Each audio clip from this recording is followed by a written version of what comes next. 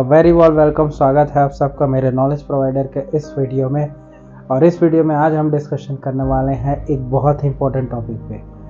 आज के जो हमारे वीडियो में जो डिस्कशन टॉपिक होगा वो बहुत ही ज़्यादा इंटरेस्टिंग है। कारण क्या, जब भारत अपने आज़ादी के 100 वर्ष को पूरा कर रहा होगा उस समय ही हमारे भारत एक नया चीज़ के विजन में, या फिर ये आप ये समझिए एक नया चीज़ के रिसर्च में लग जाएगा। ये रिसर्च क्या होगा?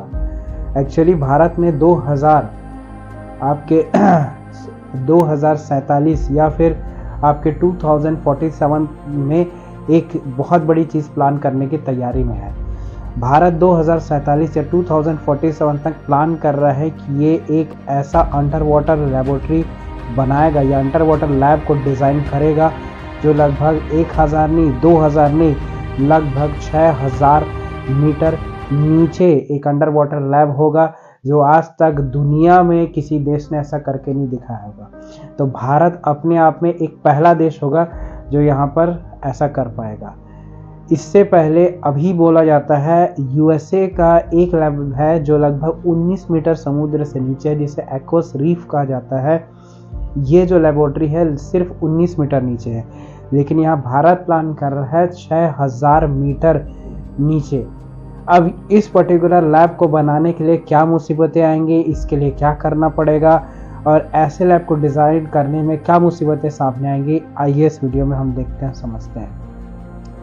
जब आज़ादी के 100 वर्ष पूरे हो रहे होंगे, मतलब 2047 में, भारत उस समय उसने घोषणा की है कि तब तक हम एक ऐसा अंडर वाटर लैब तैयार कर लेंगे जो कि लगभग 6000 मीटर नीचे होगा। ये इतने बड़े जो पानी के प्रेशर को झेलेगा, इसके जो पूरे मटेरियल होंगे, ये मान सकते हैं कि आप जो इंटरनेशनल स्पेस स्टेशन हमारा स्पेस में है उसका ये ओशन वर्जन होगा। मतलब ये बिल्कुल उसी तर्ज पे बनाया जाएगा जैसे कि इंटरनेशनल स्पेस स्टेशन को बनाया गया है, इसलिए इसको ocean version of international space station भी कहा जाता है। और ये अटेम्प्ट इंडिया करेगा। अभी आपको मैंने बताया यूएसए के एक्वस रीफ जो लगभग 19 मीटर्स नीचे है, वो रिसेंट अभी एक one and only under water lab है जो यूएसए बनाया है। अब इसके रिकॉर्ड को तोड़ने की कोशिश इंडिया करेगा। 2047 तक या 247 तक प्लान कर रहा है कि 6000 मीटर यहाँ पर बनाएगा, जो लगभग एक तरह से नामुमकिन भी कहा जा सकता है, क्योंकि 6000 मीटर के नीचे जो एटमॉस्फेरिक प्रेशर है वो इतना ज़्यादा बढ़ जाता है कि कोई भी चीज़ वहाँ पर सर्वाइव ही नहीं कर पाएगी। लेकिन इसको इस तरीके से डिज़ाइन किया जाएगा, इसमें टाइटेनियम मटेरियल्स का यूज़ किया जाएगा और कंपोजिट मटेरियल्स का यूज़ किया जाएगा और ऐसे हल्स का यूज़ किया जाएगा जो इसे टिका के रख पाएंगे। और ये इसको काफ़ी सारी चीज़ों के लिए उपयोग भी किया जाएगा। इस उपयोग में बहुत सारी चीज़ें आपकी शामिल होंगी कि ये इस अंडर वाटर लैब को डिज़ाइन क्यों किया गया है। अंडर वाटर लैब को डिज़ाइन करने के लिए बहुत सारे ऑब्जेक्टिव है। अब आइए डिस्कशन करते हैं कि इस अंडर वाटर लैब को डिज़ाइन करने के पीछे इंडिया की मंशा क्या है। पहली मंशा तो ये है कि अंदर के जो मरीन ऑर्गेनिजम्स है उनको ऑब्जर्व करने का मौका मिलेगा, क्योंकि जो डीप सी क्रिएचर्स है अभी भी मानव इनके बारे में कुछ ज़्यादा नहीं जान पाए हैं, तो इनको रिसर्च करने का मौका मिलेगा। क्योंकि हम जब ज़्यादा समय नीचे बिताएंगे तो इससे हमें पता चलेगा कि इनकी लाइफ एक्टिविटीज़ कैसे होती है, अपनी जीवनचर्या कैसे जीते हैं। पहला तो ये।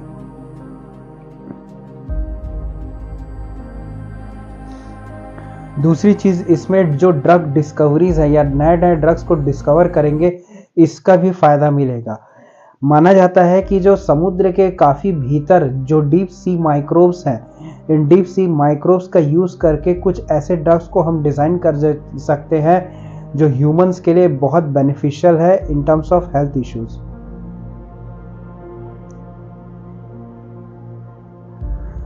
अब थर्ड यहाँ पर देखें, इसका तीसरा फायदा क्या होगा। बायोटेक्नोलॉजी एडवांसमेंट भी काफ़ी इसमें होगा। कुछ ऐसे एंजाइम्स या कुछ ऐसे ऑर्गेनिजम्स को हम यहाँ पर हार्वेस्ट करेंगे जो कि एक्सट्रीम एनवायरनमेंट के लिए बहुत ज़्यादा सूट करते हैं। तो मतलब इतने एक्सट्रीम एनवायरनमेंट में भी हम कुछ एंजाइम को हार्वेस्ट कर पाएंगे और कुछ माइक्रो ऑर्गेनिजम्स को भी हार्वेस्ट कर सकेंगे।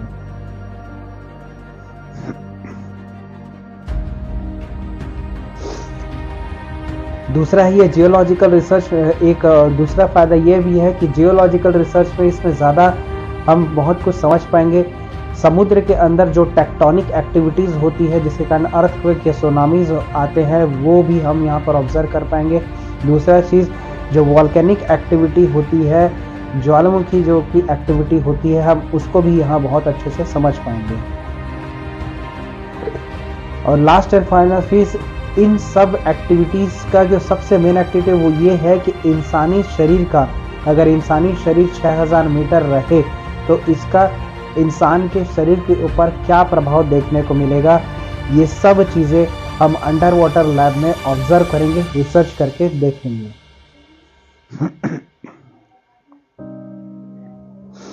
इसके लिए एक पायलट मॉड्यूल को सबसे पहले रेडी किया जाएगा जो लगभग 500 मीटर नीचे होगा, और इस पायलट मॉड्यूल में लगभग 3 साइंटिस्टों को भेजा जाएगा जो लगभग 24 घंटे के लिए वहां पर रहेंगे या सरवाइव करेंगे।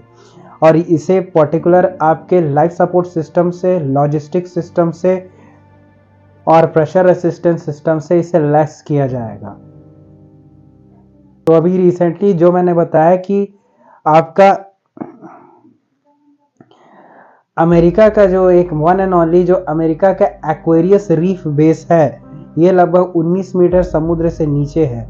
ठीक है, तो ये जो एक्वेरियस रीफ बेस जो यूएसए का है, ये अभी 19 मीटर है। इंडिया प्लान कर रहा है कि इसे और ज़्यादा ये डेवलप करेगा और लगभग 6000 मीटर अपना एक खुद का अंडर वाटर लैब क्रिएट करेगा। तो होप ये वीडियो आपको अच्छा लगा होगा। आप कमेंट करके बताएं वीडियो कैसा लगा। मिलते हैं नेक्स्ट वीडियो में, तब तक के लिए।